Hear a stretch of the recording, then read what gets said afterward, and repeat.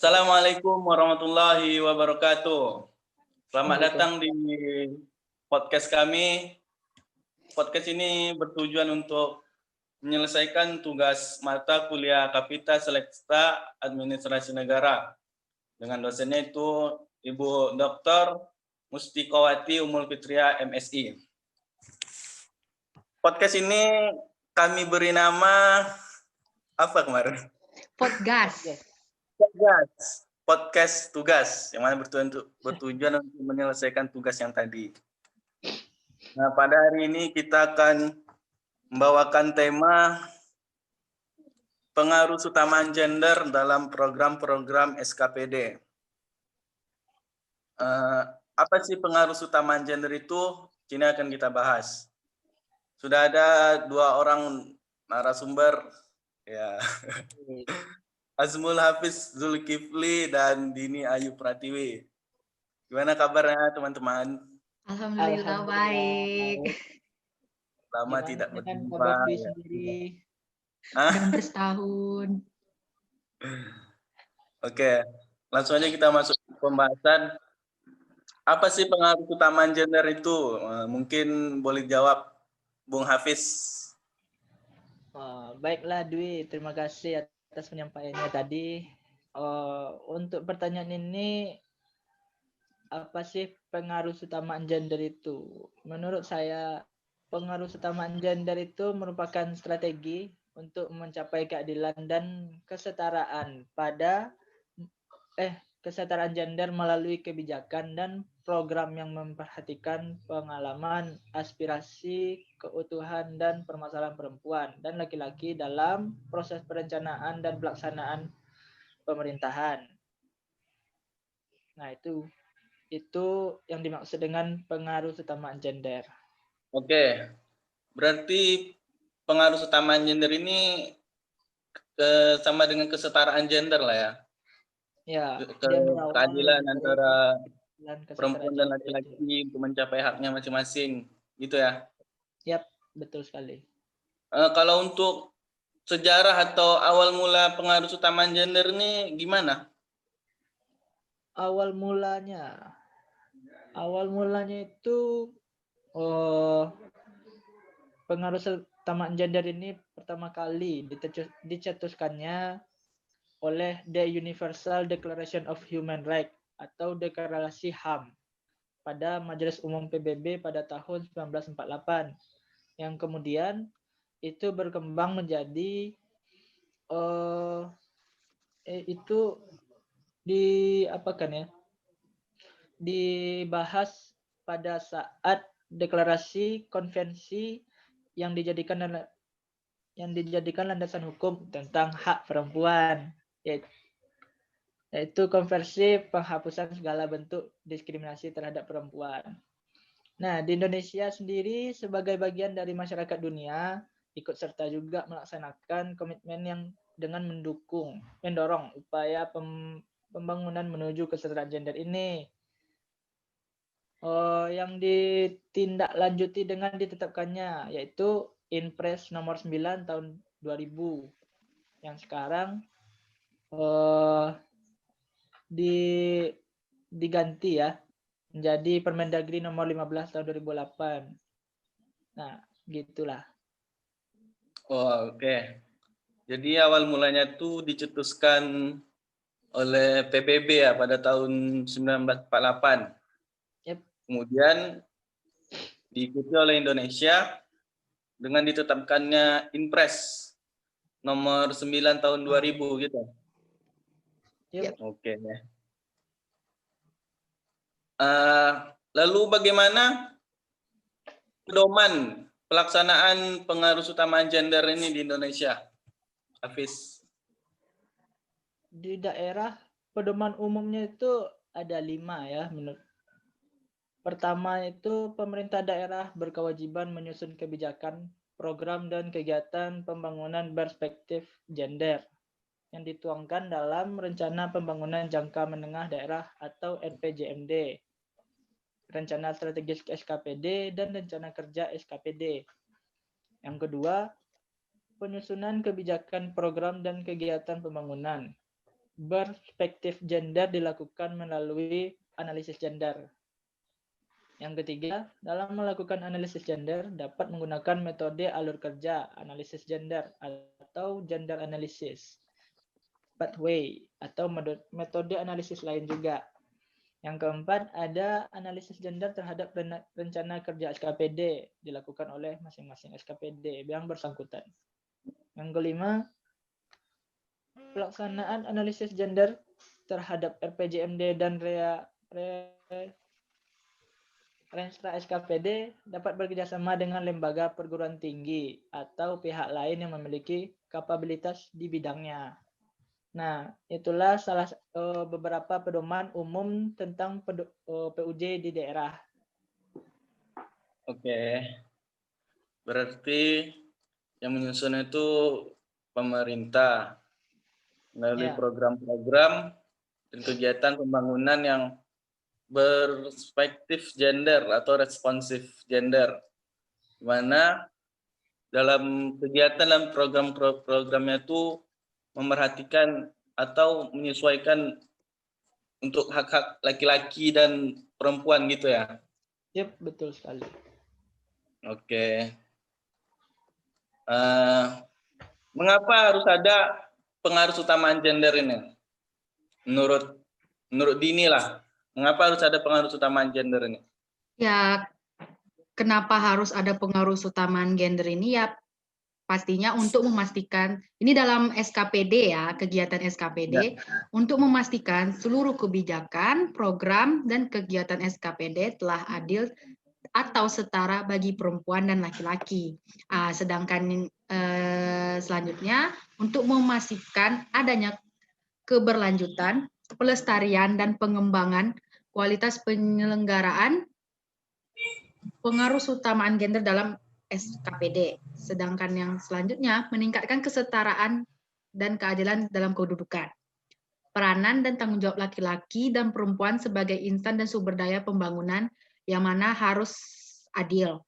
Yang selanjutnya mewujudkan kesetaraan dan keadilan gender dalam kehidupan berkeluarga, berbangsa, dan bernegara. Jadi intinya ini, kenapa harus ada pengaruh utamaan gender ini? Ya untuk menciptakan kesetaraan dalam lingkungan pemerintahan, lingkungan pekerjaan, lingkungan rumah, dan lingkungan yang lain. Sehingga baik laki-laki maupun perempuan dapat mendapatkan perilaku yang adil dan setara atas berbagai bidang. Itu sih menurut saya kalau mengapa pengaruh utamaan gender ini harus ada.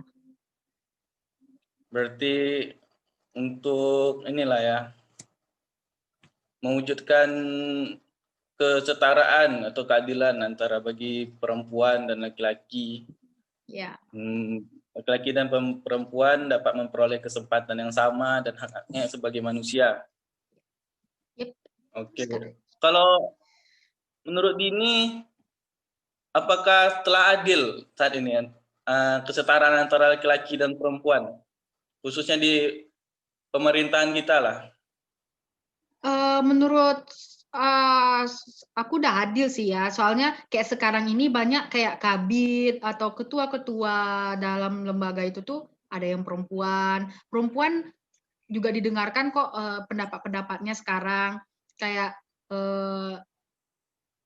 orang tuh kayak ya gimana sesuai gitu, nggak peduli sekarang perempuan atau laki-laki, yang penting gimana pendapat mereka sesuai dengan apa yang dibahas saat itu, bagus nggak gitu. Kalau yang kita tahu kan, kalau dulu kan perempuan itu terlalu agak direndahkan, sekolah aja agak kurang bisa gitu ya kan. Nah, jadi kalau sekarang menurut saya udah adil sih, cuman ada beberapa yang belum gitu aja sih. Oke. Kalau contoh-contoh program yang udah dilakukan atau contoh program dalam pelaksanaan pengaruh utamaan gender nih bagaimana?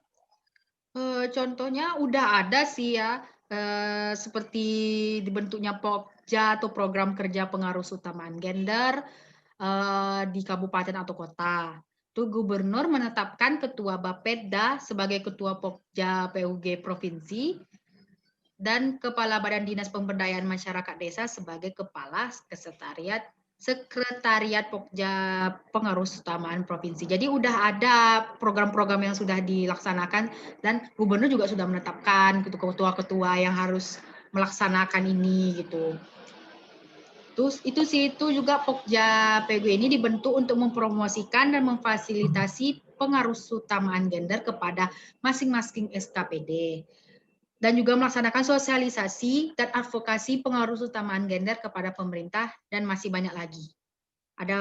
Masih banyak sebenarnya, cuman ini contohnya sedikit aja.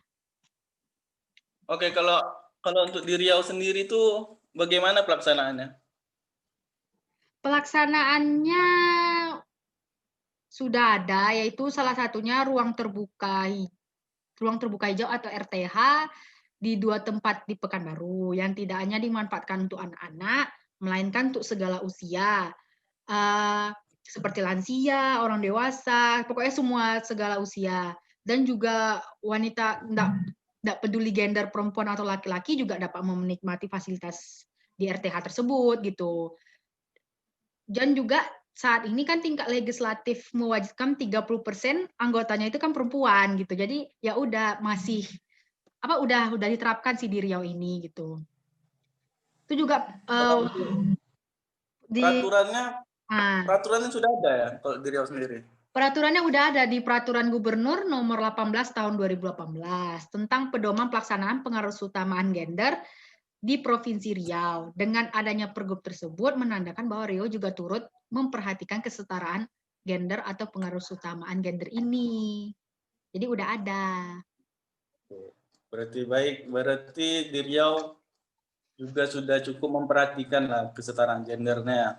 Iya. Dalam terbuka hijau RPH tadi tuh taman apa? Putri Kacamayang itu kan? Iya, dekat flyover tuh. Oke. Sering tukar free day situ kita. Oke, jadi ya. Ada juga nih contohnya dari Kementerian Keuangan. Kalau untuk Indonesia Kementerian Keuangannya. Terus juga ada dalam Kementerian Keuangan ini mengimplementasikan pengarus utamaan gender. Berdasarkan KMK nomor 807 tahun 2018 dengan memenuhi seperangkat komponen kunci yang selanjutnya disebut dengan 7 prasyarat pengarus utamaan gender. Dari 7 ini adalah komitmen, kebijakan, kelembagaan, sumber daya, data terpilah, alat analisis dan partisipasi masyarakat. Nah, dan dalam pengarus utamaan gender Kementerian Keuangan ini juga ada 4 aspek diskriminasi atau kesenjangan dalam isu gender. Ada 4, yaitu akses, partisipasi, kontrol, dan manfaat. Jadi semuanya ini nih, 4-4-nya ini nih ya untuk memperoleh kesetaraan gender antara laki-laki dan perempuan. Itu sih isinya gitu dalam lembaga Kementerian Keuangan ini. Oke, jadi yang saya tangkap intinya tuh pengarus utamaan gender ini kesetaraan gender atau gimana ya?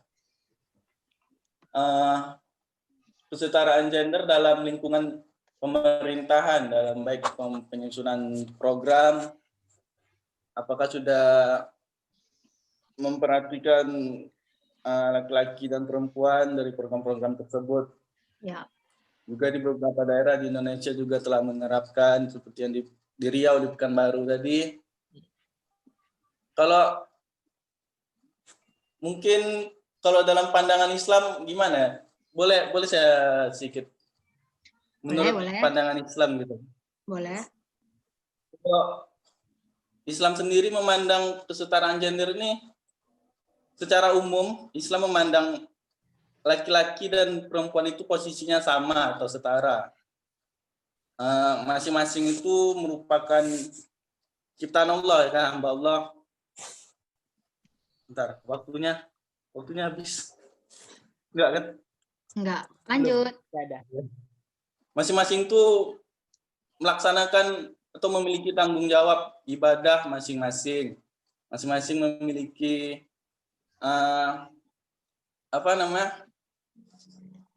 apa yang dilakukannya itu mendapatkan dosa, mendapatkan pahala masing-masing. Itu sama semua. Hukum syariat Islam juga hampir semuanya tuh berlaku sama bagi perempuan dan laki-laki. Terus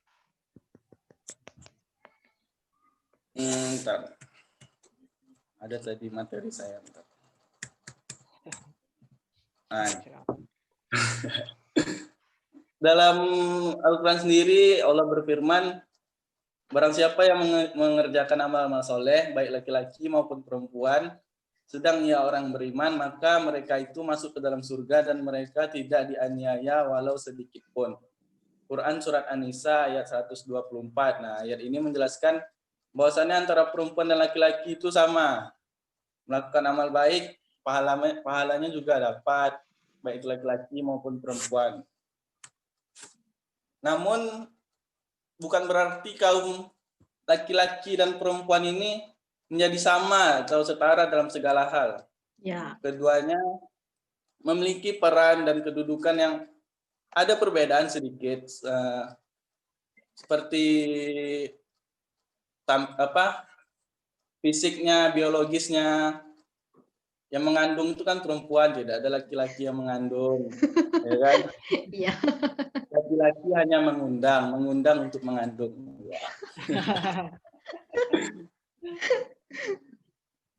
Terus dalam Al-Qadratnya lagi, laki-laki ini kan sebagai pemimpin atau imam bagi wanita. Terdapat beberapa perbedaan yang kalau laki-laki itu sholatnya di masjid, perempuan lebih baik di rumah tuh di kamarnya gitu kan perbedaannya. Lalu sejatinya juga hubungan antara laki-laki dan perempuan ini adalah hubungan saling melengkapi gitu, bukan hubungan persaingan. Ya. Laki-laki melengkapi perempuan, perempuan melengkapi laki-laki. Yang mencari nafkah itu laki-laki, bukan perempuan. Dalam hal agama gitu ya.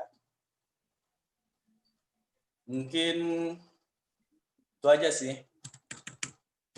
Oke, baik. Jadi kita sebagai muslim dan muslimah melihat perbedaan ini, kita cukup beriman dan menerima perbedaan-perbedaan antara laki-laki maupun perempuan. Perbedaan antara baik secara fisik, hukum-hukum syar'i. Hendaknya kita masing-masing ridho lah dengan kodrat atas apa yang telah Allah tetapkan pada kita. Laki-laki dan perempuan itu memiliki kodratnya masing-masing. Ya. Oke, mungkin segitu saja. Ada tambahan mungkin dari kawan-kawan? Segitu aja sih dulu.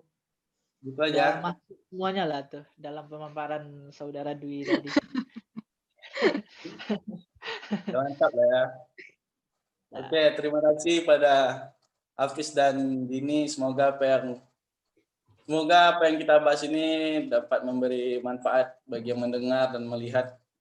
Dan semoga kita semua sehat selalu, cepat kumpul lagi kita di kelas. Amin. Dan semoga kumpul sama-sama di podium lah ya. Ya. Oke, itu aja mungkin. Terima kasih. Assalamualaikum warahmatullahi wabarakatuh. Waalaikumsalam warahmatullahi wabarakatuh.